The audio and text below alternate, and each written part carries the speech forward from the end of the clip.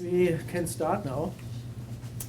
My name is Wolf Gruner. I'm the director of the UC Shoah Foundation Center for Advanced Genocide Research, and it's my great pleasure to welcome you at the beginning of the semester, so thanks all for coming. And my distinct pleasure is to welcome this group of researchers from very different universities, as you can see here, whom some of you might know already because they are the second time here as a group. 2 years ago we already invited them because they do very interesting work on the kind of interface between different disciplines, geography, history, and art history, regarding Holocaust studies. And the first time they were here, they started to be interested in testimonies. And this interest has kind of intensified, if I can say this. I mean, they will tell about this more, how intense it is, and if it's too intense, or we'll see. And but I will say a little bit for those who don't know the scholars here. So we have Ann Knowles. She is coming, she was at Middlebury, but now she is University of Maine. And she is a historical geographer, so she already combines the two disciplines in her person. As women often combine a lot of things, other than men, which are more one-dimensional, as people say. That's what people say. So she worked with the group from the very beginning. The group was founded. Do you want to say about the group? Yeah, we were planning to say so. Okay. So she published on history and geography, for example, placing history, how maps, spatial data, and GIS are changing historical scholarship. And that's exactly what the group is here doing regarding the Holocaust. Then we have Tim Cole coming from the farthest distance from the UK, University of Bristol. He is interested in historical landscapes, specialist on the Holocaust in Hungary. Specifically, the dissertation was on the ghettoization of Budapest, and this is also what his specific aspect of this group research is. It's on the ghettoization in Budapest mainly, or was. This may also change, I don't know. And then we have Paul Jascott, the art historian. I have to underline this. He was the president of the art, what is it called? College Art Association. Yeah, so I couldn't say this like he does. And he brings in a very different kind of dynamic from this perspective of art history. He is also a Holocaust scholar from the very beginning. Sometimes you said that you are also a German architecture and art, yes. Yeah, German architectural art. He worked with Anne, for example, on a project on Auschwitz, kind of looking at the different phases of Auschwitz. And then we have Alberto Giordano coming from Texas to us. He is the geographer, the pure geographer, now tainted by history. So, he works specifically on the Holocaust in Italy, in the project of this project, and looking at trajectories, for example, of deportations or also escape. But they can tell you this much better than I do. I'm excited because this is a really terrific example of very close cooperation of different disciplines, which kind of creates a new, I think, quality of work, and they will show what I'm talking about. So welcome, give him a hand. So what we're going to do is we're going to speak briefly. Each one of us is going to take a piece of this presentation. And thank you, Wolf, and thank you everybody for having us, for inviting us, being generous and nice as usual. Wolf has already introduced us, and I want to talk briefly about how we got together. In 2007, there was a 2 weeks workshop at the U.S. Holocaust Memorial Museum, titled, if I remember correctly, Geographies of the Holocaust. And so that's how we get together with other historians and geographers, and we started a collaboration in 2007, and this led to an NSF grant in 2008, and a book that is over there. And I want to talk very, very briefly, just for those of you that don't know, which I assume is most what we have done so far, but we spend most of our time on the new project. Our geographical, our geographical approach to the, to this research was working by case studies and working in terms of, around the concept of geographical scale.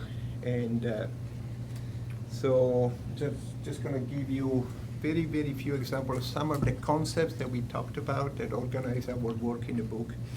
The first is about scale, and here you have just a couple of examples from the book and other things that we did. The first one is the continentals. The second, this one, to the right, the continental scale. These are camps and sub-camps. And on the right, on the left is an example of the urban scale. The team and I worked together in the camps Poland and worked together, and that's basically, we mapped Jewish residences, and that's an example of a map of walking to a market hall. Another things that you can do very well, and we use a lot GIS, Geographic Information System, was basically one of the unifying methodologies that we used for this project. So things you can do with geography and GIS is distribution, where are things, and these are two examples. One is the distribution of labor camps, again at a continental scale, and at a national scale, the places of arrest of Italian Jews during the Holocaust, and some spatial analytical methodologies there. And of course, time, and that's also from the book, and this is a chart, a table that maps in a different way Einsatzgruppen actions in Lithuania. That's not my language. I'm not from Texas, as you know. in Lithuania in 1941, and that's basically very, very brief introduction to what we have done so far. Right. Each one of the bits you've seen of the projects that we did in the first phase of our work together was based on GIS. There were other aspects of the project that I'll talk about in just a moment that were not based in building a GIS database and mapping. But when we started working in 2008, 2009, we were particularly interested in whether the kind of intensive spatial analytical capacity of GIS would be useful for studying the Holocaust and how that might play out. We also would like to emphasize that in phase one, as in phase two, which we've now begun, we were prototyping. We were testing methods to see their viability, to see what problems they would raise historiographically, how well they would work with historical sources, and what new questions they would raise. So we have been working experimentally since the beginning. We hope perhaps 5 to 10 years from now to be beyond the experimental phase and to draw some really powerful conclusions. But what we do remains a bit risky in that sense. We wanted you to know that. So the great exception that emerged out of our collaborative work in the first 6-7 years was a case study of evacuations from Auschwitz in January 1945, based primarily on 5 very rich testimonies by women who were in labor camps in the Auschwitz system. And this study of evacuations was down to, Alberto was mentioning scale, it was down to the scale of the individual body, the physical experience of individuals as recorded in testimony. And this proved to be very, very challenging for our GIS methodology. So the 3 members of the team who worked on this particularly, Simone Gigliotti, Mark Mazerovsky, and Eric Steiner, began by trying to use GIS actually to make a map of evacuation routes. And this is the fruit of that effort based on various maps, including UNRWA maps of the evacuations. And although it's a well-crafted map, it's made to the highest sort of cartographic standards, if we're honest with ourselves, there are no people here. This map really shows direction. And this became a sort of awakening moment for us coming out of this particular group's work, that the victims were very difficult to see in our GIS maps. We needed to go through a lot of explanation to try to populate and humanize our GIS maps. Next image. Eric Steiner, who is a brilliant cartographer and graphic designer, he is primarily the creative director at the Spatial History Lab at Stanford. A brilliant guy, tried to go beyond even our GIS experimentations to find new visual forms for what he and Simone and Mark were finding in the testimony. So here, a really audacious visualization, we'd never seen anything like it, where Eric literally broke transcripts, these 5 transcripts, into their individual letters, and then placed the letters from the women's speech into the relative location of the places they're talking about, which correspond to moments in the testimony. So it is topological and topographical. It is topographical in relating the testimony to place, and it's topological in relating what they say in the transcripts to where they were and when they were. And what really stood out in this graphic to us were the silences, the portions of their evacuation for which there was no transcript testimony. Next image. And this really got us thinking about testimony as a place that we had to go to find the voices and the experiences of victims, as a sort of enormous and probably very long effort to balance the work that we had done in the first 7 years. I'd like to show you now, to wrap up my few comments, some work in the next experimental phase. I had 2 wonderful RAs at Middlebury College, undergraduate students, Levi Westerveld and Laura Strom, who worked with me on just 2 testimonies. They're famous to you, Leon Wells and Agnes Adachi, but to look afresh at those testimonies to see what do they say about spatial experience, movement, and time. And one of the first things that Levi particularly noticed was that the structure of the narrative had 2 valences. There's chronological time, which we as geographers might most naturally try to bring in, and then there was the time of the narrative. And in the time of the narrative, chronological time jumps forward and back, as that top graphic shows. Next image. So that was the first thing. Levi began to shake up my own sense of what does it mean to work with narrative. This is his physical diagram of when individuals and groups come in and out of Agnes Adachi's testimony. He went to the Woolworths and got string and wrapped it around pins. The little dots of pins are 5-minute segments in the testimony, and the strings follow how long someone is in and then leaves the testimony. So again, just an experiment to start thinking differently about time and space. Next. And then Levi summarized some of his observations in this diagram.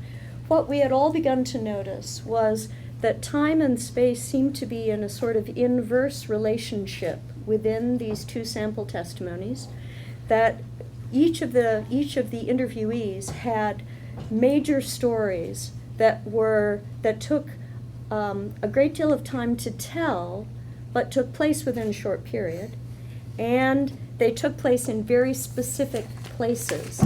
For example, at a table, in a room, in spaces or places that are impossible to map with GIS. So this really got us thinking, how do you handle the accordioning of time and the zooming in and out of scale of place? We need to use something other than GIS. What this got us thinking about was searching for a method that we had learned from a colleague, another geographer, Ian Gregory, could be hooked up with GIS in some ways, and that is corpus linguistics. We now see corpus linguistics as a promising new methodology to bring into this project, and that's part of what we were beginning to explore during our time at the Shoah Foundation this week. Corpus linguistics, as some of you may know, is using computer software to search large bodies of text for patterns that they contain. That's sort of my understanding in a nutshell. I can give you two examples of very interesting projects that have been inspirational for me. One was by Louis Lancaster, who is the founder of the Electronic Cultural Atlas Initiative at Berkeley. He's now moved on, but he used corpus linguistics to go through 10,000 texts, Korean theological texts, to search for the first occurrence of certain characters associated with Korean theology, Buddhist, I think it was Buddhist theology. And by finding the first instance of a certain character, he could begin to trace the history of the development of an idea. My last example is Ian Gregory using corpus linguistics to study the language that the poets of the Lake District use to describe the journeys that they took, Coleridge and Gray in particular, and he found by mapping the words that they used to describe the places that we know they went, that the two poets' language was even more vividly different, partly because it showed they went to very different places within the Lake District. So with those inspirations and with this new sort of set of goals that Tim and Paul are going to tell you much more about, we are planning to go to Lancaster University in the UK to work with Ian and corpus linguistics experts there this summer to learn this methodology and begin to apply it to Holocaust transcripts from the VHA collection. Tim? Actually, just maybe back to that one there, Alberto. I think this, my voice, I hope, will hold out, suffering from the ill health of sitting and breathing everyone else's air. One of the things I think is striking about this kind of concertining of time and space within narrative is that this can be imagined not just as the interviewee, but also I think the relationship between the interviewer and the interviewee. So that one of the things that's very striking, isn't it, about oral history is that it's an unusual source in that it's co-produced, in a sense, in a relationship between interviewer and interviewee. And I think one of the things that you often find is that an interviewer will want to take an interviewee somewhere they don't want to go, or will want to move someone on faster than they're willing to go, or to slow someone down when they want to move on. And that kind of tussle, I think, that sort of imagining that relationship as a kind of tussle, a spatial and a temporal tussle, as two people are seeking to uncover a story, is something that I think would be really powerfully visualized using some of these ideas of time geography. One of the things that we've been doing, and I guess this is pretty typical of the way that we tend to work, is that we work in very iterative ways. So I think as a group, we've tended to work with the sources and then to think a bit about research questions and methodologies, and then go back to the sources. So we kind of work in a very iterative way, and that's really what we've been doing here at USC. We were drawn to Ben Zion Gutman, amongst other people, because of his intellectual allegiances. But I think what he really suggests, and I think we're very interested in this in the next stage of the project, is thinking about the spatiality of survival. So to think about survival within genocide as a profoundly spatial experience. And you certainly see this in Ben Gutman's story. I think what's striking is that at different times across the narrative, different places are imagined as safe. This is pretty typical of Polish Jewish men, in the immediate aftermath of the German occupation in September 1939, that the East is safer than the West. So fleeing from the German occupying forces is safer than staying put. And so Ben, with his two brothers, older brothers, bicycle 180 kilometers eastwards to escape from the German forces. And I think they do that, interestingly and strikingly, not individually, but as a mass movement of both Jewish and non-Jewish men, a gendered mass movement that cuts across Jewish-Polish divides. But as the story goes on, what I think is striking is the ways in which different places are seen as safe. The family are taken to the Warsaw Ghetto, and there's a little town called Białowieża, which one person after another is smuggled out of the Warsaw Ghetto to go to this town about 70 kilometers away from Warsaw, until the whole family is relocated from the Warsaw Ghetto to this town much closer to Warsaw, which at this moment in time is perceived to be a safer place than Warsaw. What I think is striking, and I've really been struck by this in some of the work I've been doing more recently, is the way that at other times the ghetto is seen to be the safer place. And so, next slide. What you get in 1941 is that Ben decides that it's safer to go back to the ghetto than to stay in this small town 70 kilometers away from the ghetto. The ghetto is suddenly being reframed as a safer space within this particular period of time. But in many ways, these are the kind of more obvious ideas of space and place, aren't they? It's specific geographical places, so the East, Eastern Poland, or particular towns, or the ghetto. I think what we've become more interested in is to try and think a bit about the spatialities that are maybe more implicit within survival narratives.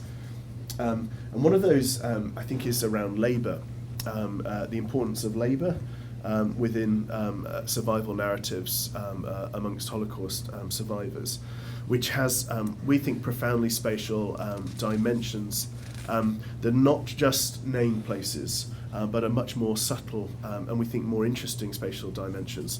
And in a sense, that's what we're going to say a little bit more about as we kind of try and unpack what that might look like, to try and think about the spatialities of survival. I think for us, the kind of key challenge is how do you scale up from taking 1 or 2 or 3 or 4 or 5 or 50 or 100 testimonies to doing that with a corpus, so to doing that with 52,000 testimonies, or all of the Polish male Jewish survivors in the case of Ben, or all male survivors.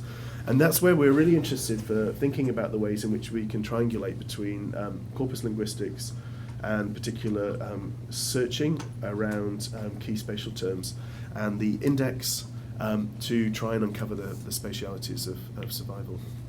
In relationship to that, one of the things that we talked about a lot in the last few days is, well, what would we want to search? Like, how would we unpack, how would we reveal from the testimonies these spatial moments, but also these temporal moments? How do we kind of think about that?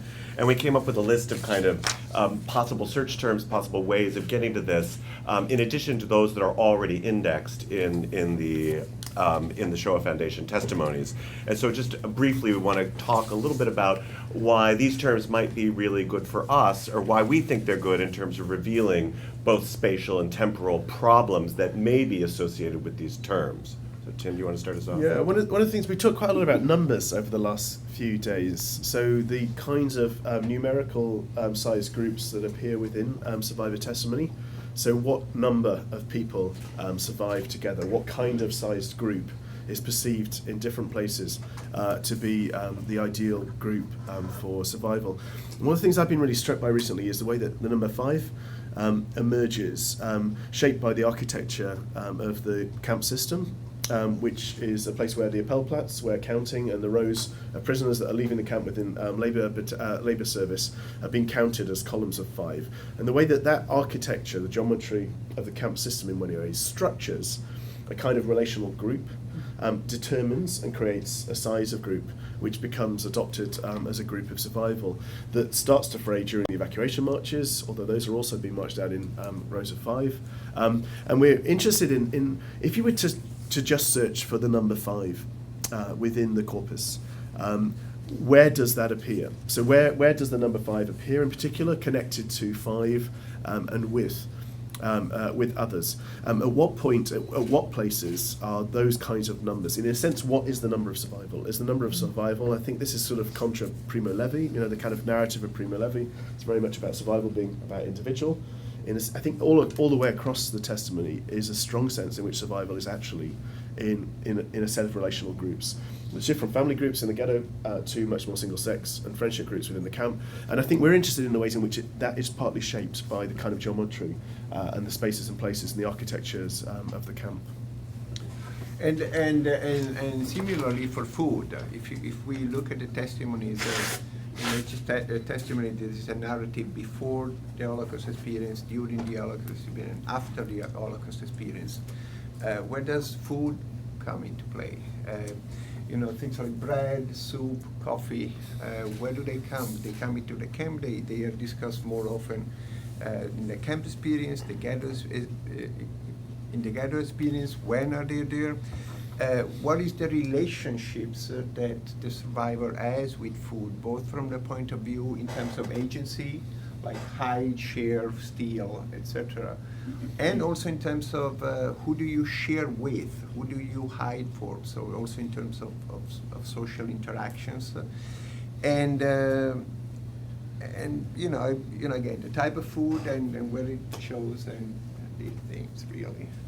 I don't want to repeat what you just said. Right. The phrase "don't know" refers to a huge question in our minds about what and how much did or did not people know, victims know, as the Holocaust was, as the Germans were approaching, as ghettos were forming, as people were being put on and taken off of trains and so forth. The question of spatial awareness for people whose lived experience is being violently, suddenly, or gradually changed in very profound ways is, for us, a very geographical question. It's the geography of life worlds. But again, it's very difficult to map. So we don't know, this is to get back to the experimental part of all this, we don't know what a search on the phrase "didn't know" will show. But it's bound to show something interesting.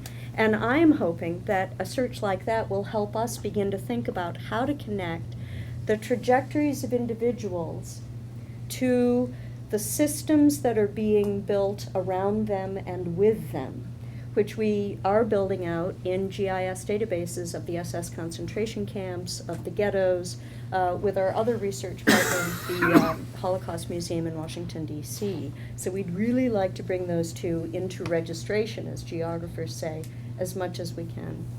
And in that regard, we are also taking questions that we had previously into a much broader area. So one of the things that Ann and I looked at was the construction industry.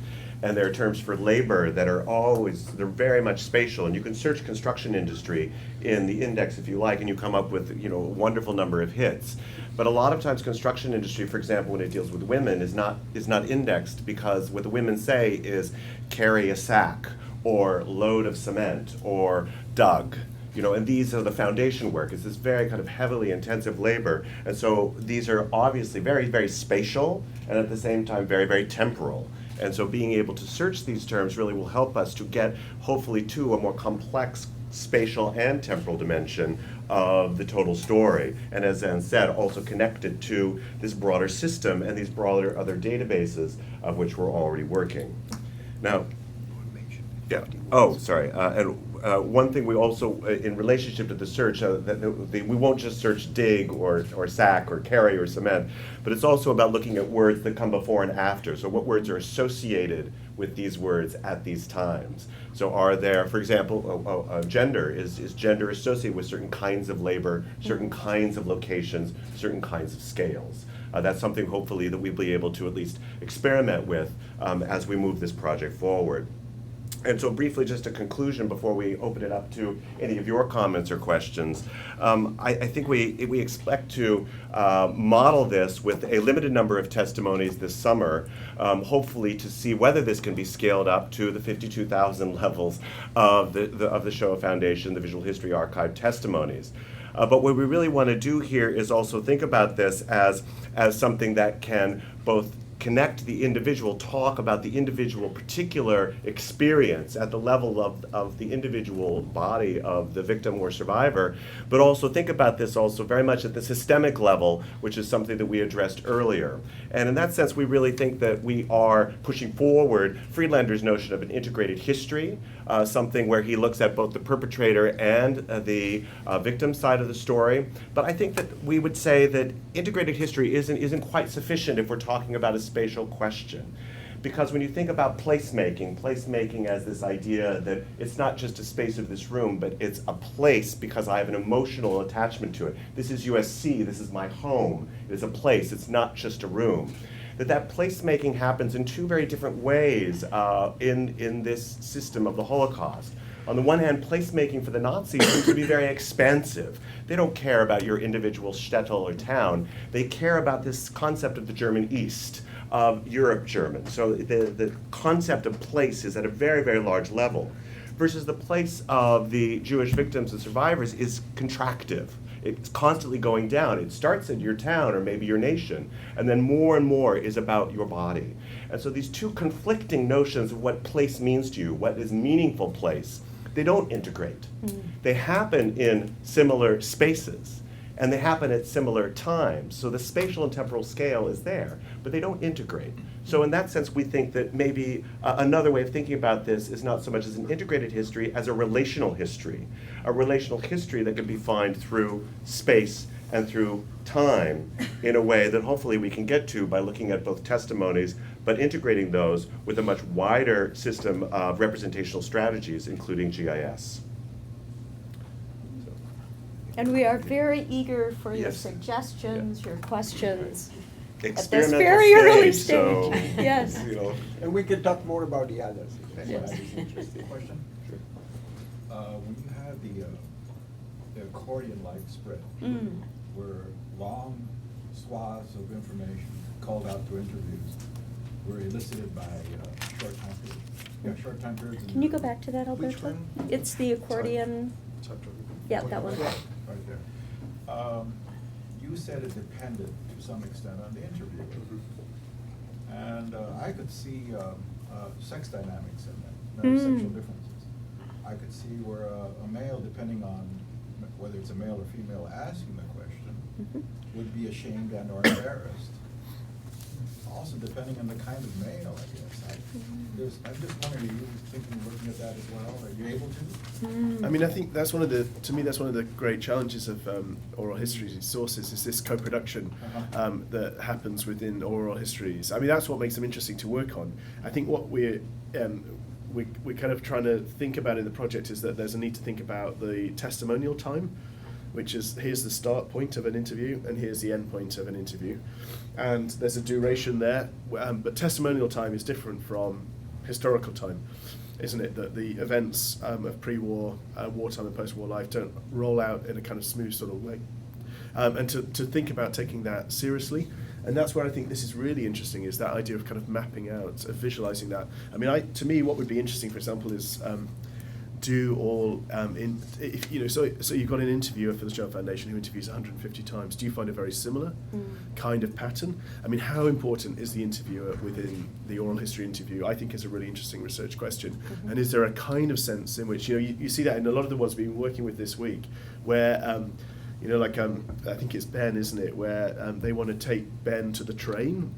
Ben doesn't want to go to the train. Yes. And he doesn't think the train's that interesting. Actually, Yeah. he's more interested in bicycles. Yes. And he's much more interested in bled off than he is within the train journey. And so there's a sense there in which there's kind of resistance. And I think that sense of, you know, oral history interviews are co-produced, but there's also friction, potentially, in the nature of that. And I think that friction is really interesting to try and explore and map out. But from a methodological point of view, what we have been talking about is to sample interviews from different interviewers and different demographics. You might have been touching on this already, but I'm wondering whether you've considered that a validity assessment or measure could be the extent to which parallel interviewers who are close to a similar situation relay a similar story. You could assess the validity of particular events. Have you? Using testimonies to test one another's truth for claims. particular contexts or events. We have not thought exactly of that, but it actually came up in a way in our very first experimental time together at the Holocaust Museum in 2007, when Paul and I were working with Eric Steiner, taking testimony from one commando from the, what do they call this, the Sonderkommando. Yeah? A man who testified that as soon as he arrived at Auschwitz I, he could see the smoke rising from the chimneys. And we did a little bit of a viewshed analysis and came up with thinking, oh, probably physically impossible. But that's, I think, all that we haven't pursued it. And it would be very challenging. It actually is an opening. What would be impossible? Oh, that he might not have, because of the geography of the site and the distance, Oh, that something that could he happen. may not Oh, have so been that able to suggests see what he about- said he Well, saw. that suggests, how do you assess veracity of certain? Yes, yes. Well, I think also it's the combination of sources, right? The Yeah. testimony tells us one kind of narrative, but we Mhm. also have to use archival sources, we have to use Yeah. other kinds of visualizations. I mean, it just has to be multiple, otherwise it won't be, we won't be able to ask the validity question. But I think. For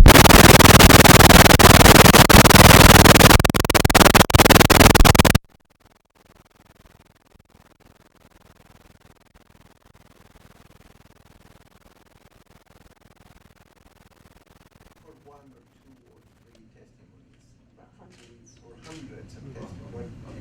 That's a real challenge. Because you can do it for one or two or three or five, but how do you what are the fundamentals of 500?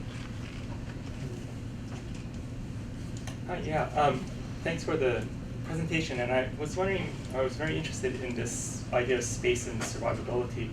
I was wondering how you would integrate concepts of, say, collaboration or friend or enemy into this, and then how that also overlays with, I didn't really see anything about ethnicity in there, but do terms like Germans, old Germans, Poles, Ukrainians, or Gentile Christian, how would they intersect with what you're looking at here?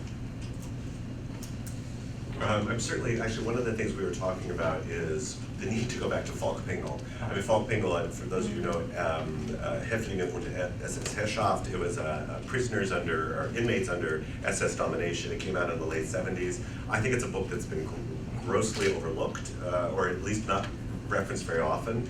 But one of the things he did is he was one of the first ones to say, well, did your religion factor in your survival? Did your political commitments? Did your gender? So he actually looked at the kind of social patterns, at least to some degree, in terms of survival in the camps.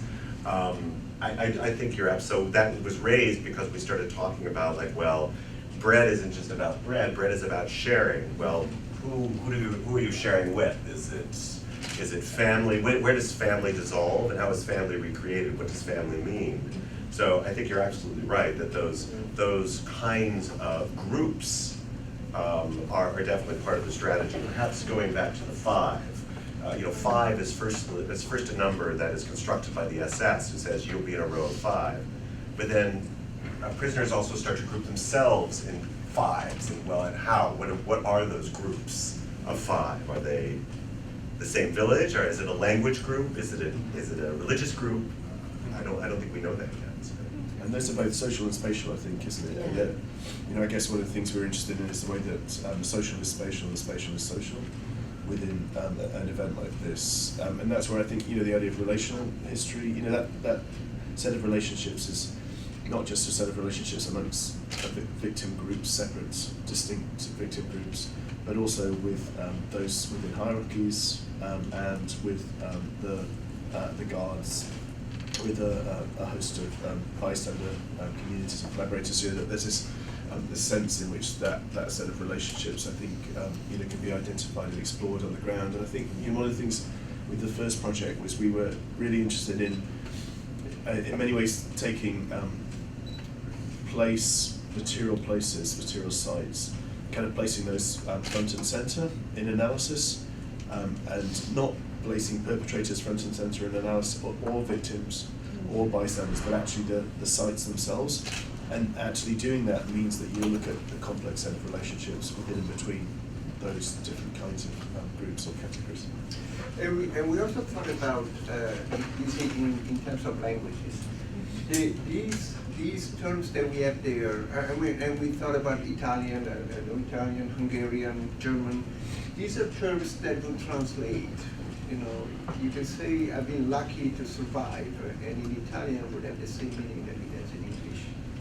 Whereas, the idea of home, for example, it carries some meanings in English that doesn't have in Italian. So we thought about these, how is that,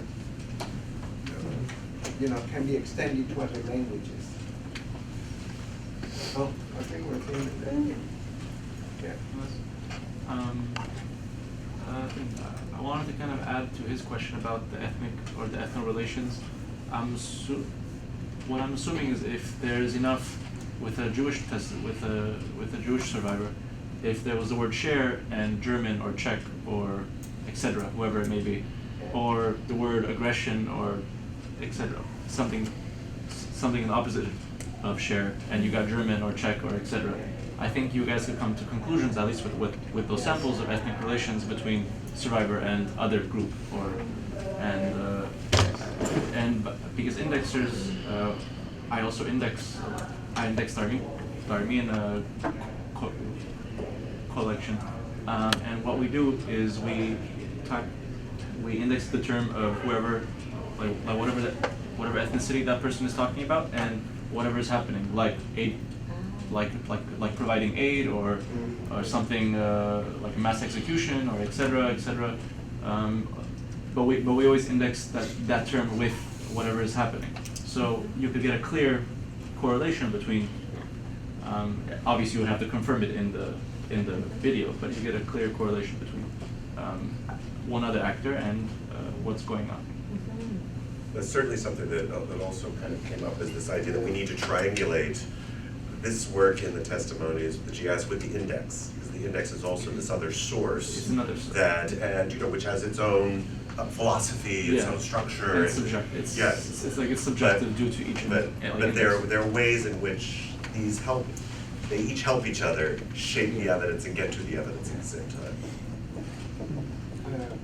Yeah, I was thinking about the group relations, and so it may be the case that you can start with religion or ethnic markers, but I think since we are looking at the small group phenomena that we have here, what is actually kind of feeding or producing the small number? And when you think about religion, there are more people than 5 in your vicinity. So what makes it this small group? Is it, I would suggest it is much more about the social relation between these people. For example, trust would be the first word that I would assume which is important in these relationships. And this is also why they are so small, because you can't trust 12 people in this kind of setting. You can trust 4 or 5. Yeah? And this helps also to survive. It's the only relationship you actually can really build on. And so I think to think about these small relationships, and this brings me back to the question what was already asked in general, what you call survival as a spatial experience. So we think as non-professionals, so to speak, about spatial experience often in the terms of hideout, for example. But I think you go much beyond this with the social experience, and maybe you can speak a little bit more about this. I think that, I don't know if everybody sold on this, but I think the tracing of social groups move through these experiences is crucial, because you have families, you have friends, you have groups, you have the number 5. I think that's very important. But it's there as an example. Maybe we just wanted to be brief. So the group of 5 is one example of the social groups that we want to kind of explore how they move. Another way, and this is probably my only personal, but if you think about kind of the Lefebvre's of the productivity of space, then every experience is spatial, but every space also produces a certain kind of possibility and a certain kind of social relationship. And so I would say, well, no, trust could be at the level of 100. It just depends on when you're asking it and where you're asking it, because certain kinds of space of your hometown before the Germans arrived produces trust in a different way than, so it's not as easy as saying, well, the Holocaust goes in one direction, and then the spaces therefore kind of are fit in that. But the spaces are constantly themselves changing and producing new social relationships, that some of which we may be able to predict, but others which we need to kind of test whether that actually is what we think it is. Do you have a question? Oh, I just had an idea that like a group of 5 might be a typical size of a family. There could be a grandparent and 2 parents and 2 kids, or some combination. So it might be like sort of like a human universal in terms of like a group that people are comfortable. That's sort of like a primal sort of group because of the family, starting with the family, and they create a family outside of their family when they're in the camps, or that it just I'm just thinking about Yeah, it's interesting. So the new book, I've got the group of five stuff is in the new book, but there's also others who it's 9, which is about the bunks. It's a sort of triple decker bunk, 3 in each. In many ways, I've been really struck by the ways that I think often it's landsman. It's like it's hometowners.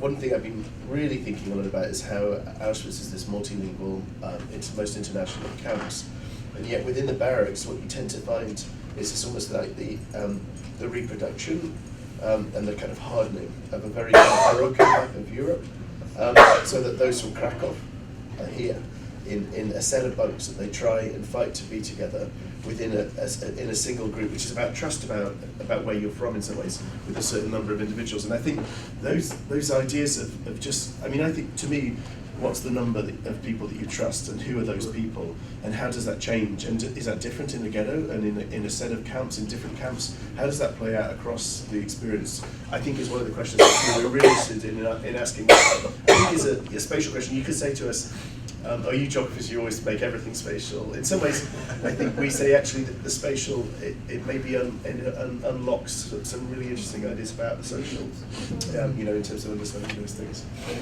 Thank you. I was just wondering if you suspect that your research will kind of refute any pieces of conventional wisdom, and if so, what I mean, I think I don't know if it's. I mean, it's kind of hard to say at this stage in many ways. I mean, I think we would hope to contribute to oral history. I think oral history has been relatively slow to think about place and space. And I think in part that's because geographers have been relatively slow to think about oral history, actually. But they haven't used it at scale. Yeah, and it's not as a kind of central concern of the discipline. In many ways, I think it's relatively peripheral within the discipline. That oral history is, I think, more important. Well, it's not true, than actually, history. that it isn't connected to mapping, and it isn't connected to ambitious projects. Mhm. It's Yeah. studies of communities and families Yeah. and localities. And so, I mean, I think that would be one thing that I think there's, the spatial term, I think could unlock a lot of things in our history. But I think it is about really thinking about survival and trying to ask, and you said the questions about that. And it's interesting, just the search terms within the index, and the indexal terms about survival within the Shoah Foundation archive, in many ways a classic of a kind of particular moment in time, which is the sort of 90s, isn't it, when this is created. That they're either about flight, so that's a kind of, or hiding. So those are obviously spatial experiences of survival, aren't they, which is you flee to another country or you bunker down within a cellar or an attic. Or they tend to be around a series, interestingly, adaptation to camp conditions, and then a series of what are often perceived as negative things, so stealing, bribery, so kind of doing all these naughty things, which I think is very Primo Levi, actually, which is totally fueled out of that kind of construct.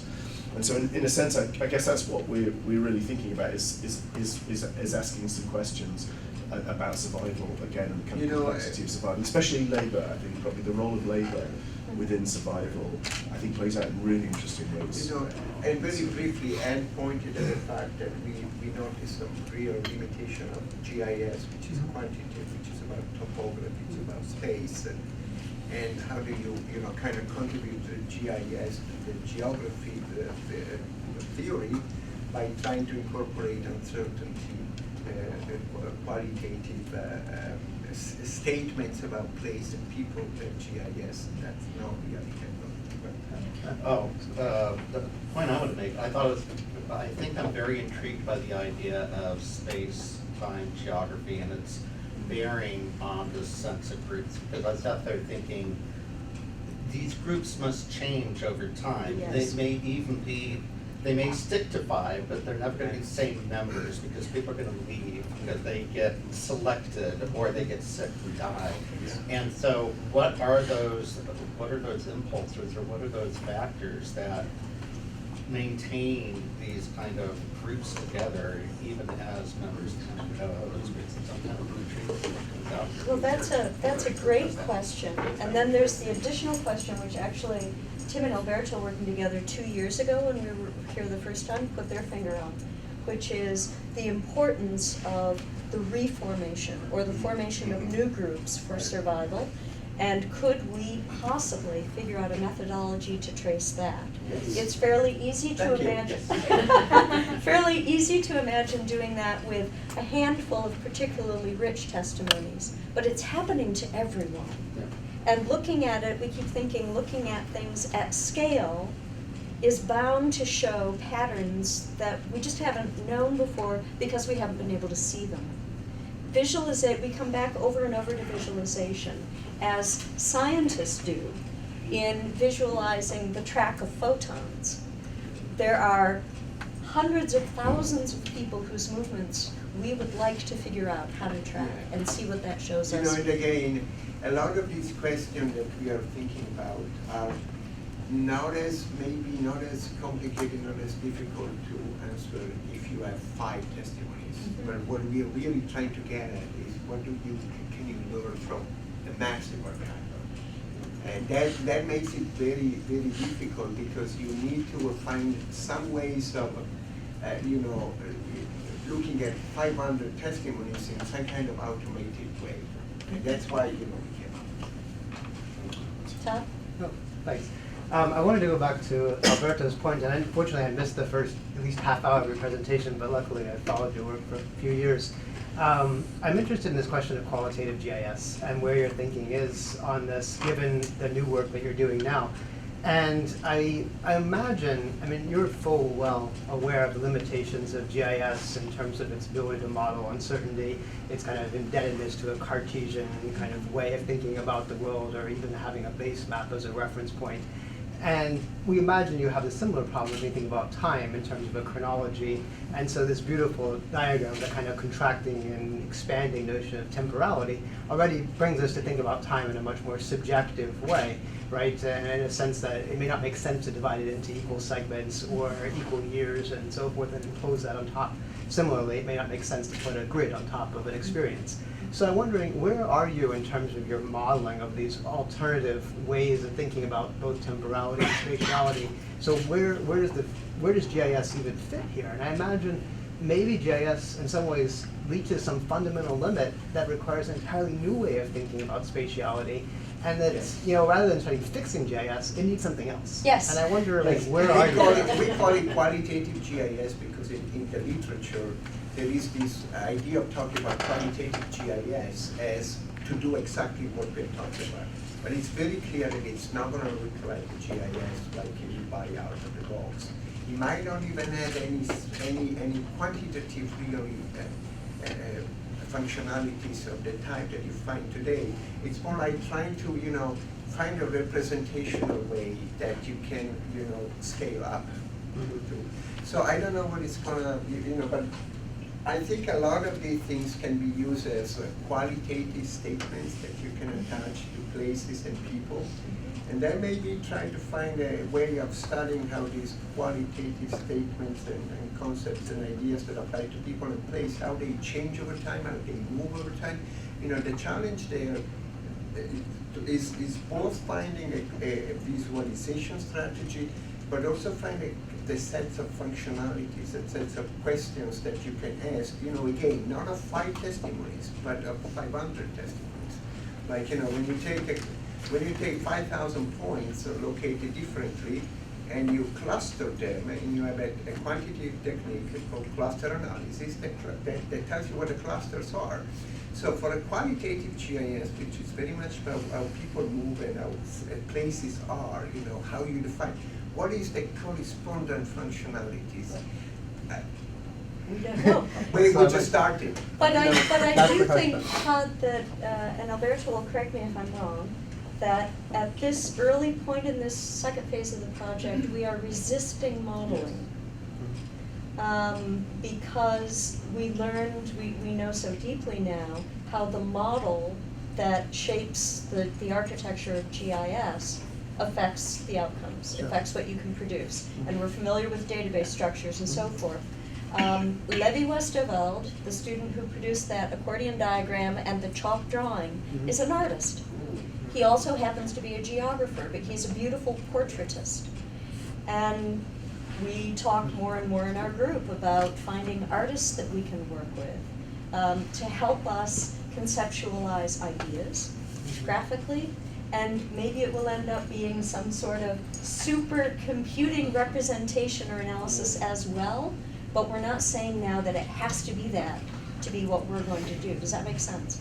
Starting this way, you don't get into the risk of asking the question that you know that the GIS can answer. Yes. Or any kind of methodology. And that's why, corpus linguistics, we want to really study, see, we want to start with the questions and then see, because otherwise you end up, wanting to answer the question that your tools can answer. Paul? Yeah, but just one other thing is I think that no matter how we look at it, the Holocaust occurs at a scale and in a systemic way that is amenable to mapping. And it's amenable to mapping not as a representation of the real, but as indexical to the real. Too often we say, well, the map is a lie and therefore there's no reality under there. But actually, there it is. There's a space there. And we can't represent that, but there's a relationship to that. And there's an indexical relationship that does exist. And we have to capture that at a systemic level. And it may be GIS, but it may be something else. But we have to think it through at that level of space on the ground at some point. Yeah, just to follow up on that, I was going to say something very similar. The historians are kind of leaping to the defense of GIS. I think in terms of the systemic, I think the borders of the war at any point within this story, I think, are real and are actually very important and interesting to integrate.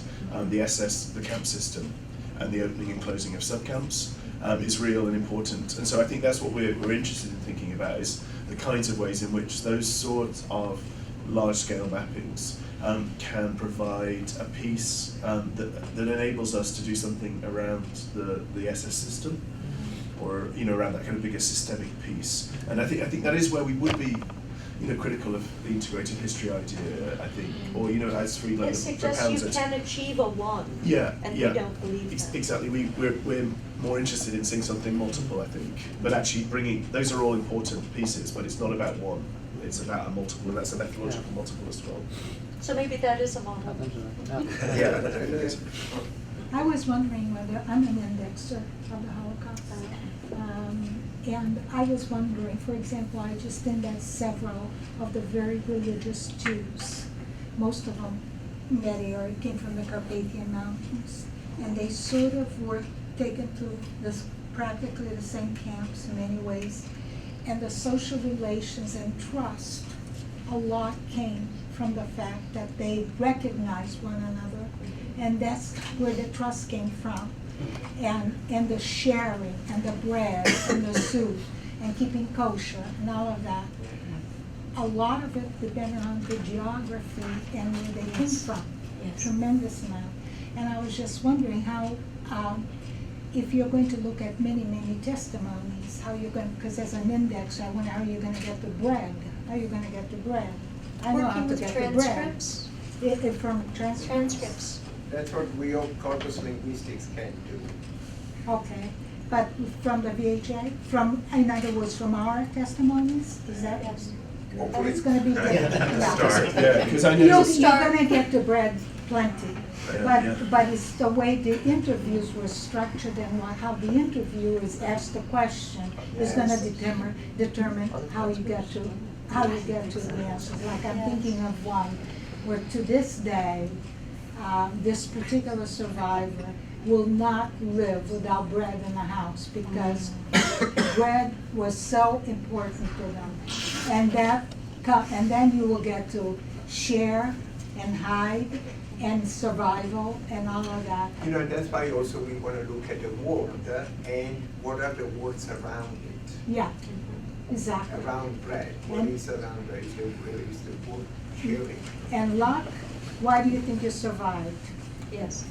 Yeah, and I think that's interesting, isn't it? Because I know in a lot of the questions, I think the Shoah Foundation archive is actually quite interesting in many ways because of there's a lot of commonalities because of the way the archive, the interviews were structured with a set of questions that moved over time and space and that evolved in different settings.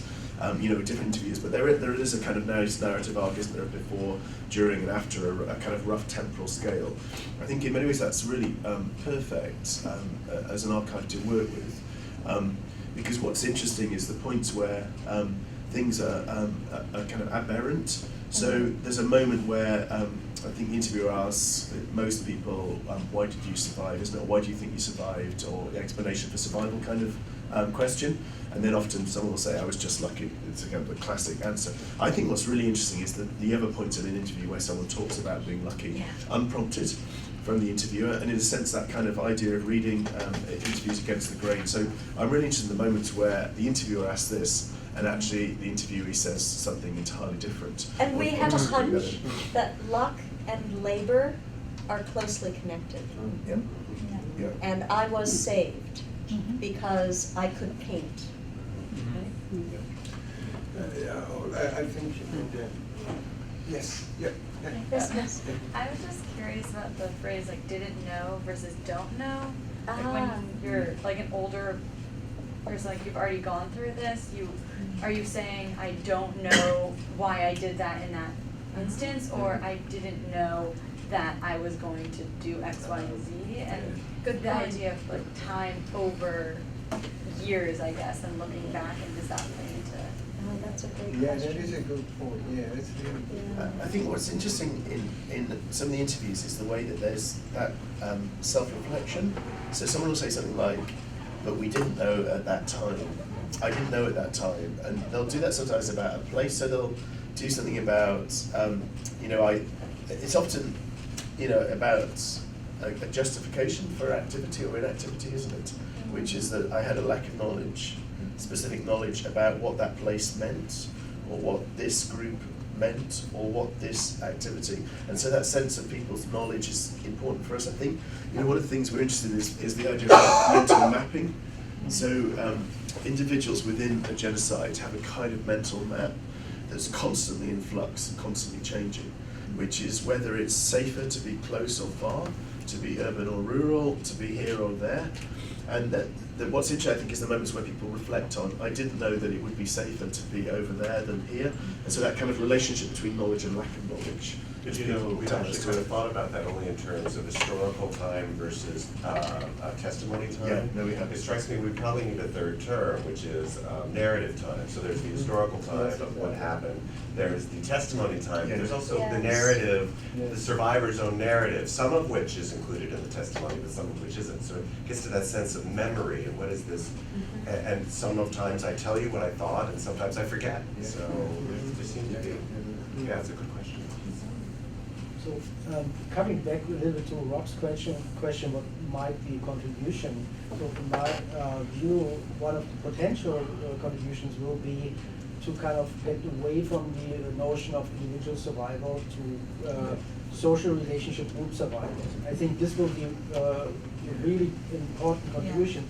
And I wonder if you are kind of trying to go this path, why wouldn't you choose more search terms which actually reflect that? That means relationships like together. You have only two This is all because they very didn't want to put interesting. that. If you do this, to reflect relationships, to go for these terms like together or these kind of things. Because I thought also maybe what could be also interesting when we think about these, we talked about trust in bigger numbers and smaller numbers. So maybe, do you know Granovetter, the weak and strong ties of relationships? A very interesting concept of how you mobilize resources via strong ties. And strong ties you have only to a few, but weak ties you have to many.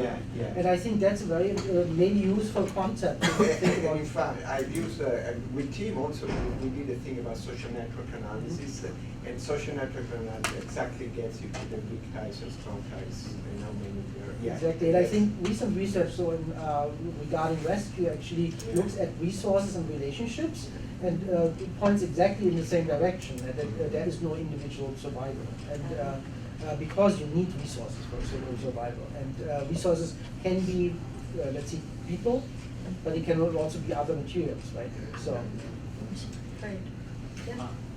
Just Oh, one. sorry. Just a footnote there. I would say that this is merely a kind of selective list of terms we come I up knew, with. I wanted to. Yeah, that's good. But we do hope to develop a kind of thesaurus of spatial terms that would be Relational terms, or not necessarily. In the case of share again, if you were to find the word share, and I'm assuming that eventually, I know there's no model, there's nothing is clear quite yet, but you want to know maybe which location that's in, which place that's in. If in the case of this particular share with someone 10 minutes earlier they had mentioned some place they were in, but somehow that changed in a weird through other words. How would you find out where that sharing was happening or that food was happening, or would you just go back 10 minutes earlier and find out where that place was, and maybe 3 days later in that same place I would say the methodology will have to kind of find that out, whether we need to look, whether if we look, for example, at 50 words before and after, do we get a spatial and a temporal scale? If we don't, do we need 100 words? Do we need 200 words? Is that possible? Does that work? Is it meaningful? I agree with you. I want to let you know that I think the indexing, I think the VHA through its indexing will likely help you. Yeah, because will mainly help you because we have to always have a place name. Yeah.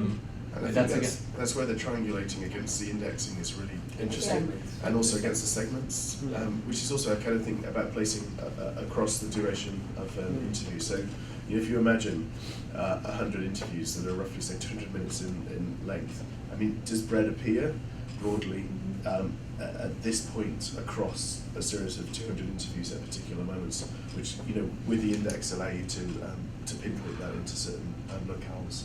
You work on a smaller space too, right? Yeah. Just like where's the shared occurrence, Exactly. not so much a camp, but like was it a train, Yeah. was it by a gate? Yeah. Tim mentioned early on the iterative nature of our process of research, and there will be, we fully expect iterative movement between asking a corpus of however many hundreds of transcripts and coming down to look very, very closely at 1 or 2 or 5 and going back out again. And that could take some years to figure out what we actually are able to understand. But we've learned to trust that kind of process. I was just thinking one of the most fascinating things for me is when Anne and I started this in 2008, the specific Auschwitz project, we were looking at invisibility and visibility. When we ended last year, 2014, we were talking about labor, so sites of labor. So it was just, that was through iteration that we got to that. So. We normally index the time and place together. I mean, those are guys for the Holocaust. Nothing really the Armenian. The narrative time. Yes. So yeah, that would time be and place enormously will get helpful. you. Yeah. We do that. Any other questions? I just want to say, I think the work is so exciting, not only because of what it will reveal about patterns in the Holocaust, but what it will reveal about patterns of the ways of talking about genocide or talking about the past. I mean, I don't know much about geography, but the idea of kind of bringing geographical ideas to a testimony or to an oral history, and then you talk about, okay, doing these mass comparisons, but comparing these kinds of talk to maybe other corpora of other different kinds of talk. So while I think the work is going to make tremendous contributions to just studies of the Holocaust, I also think it has implications that are far, far wider than that. We hope so. Yeah, I was thinking comparisons with increasingly more and more present other groups and other contexts. Thank you. Oh, thank you all so much. Yeah, really helpful.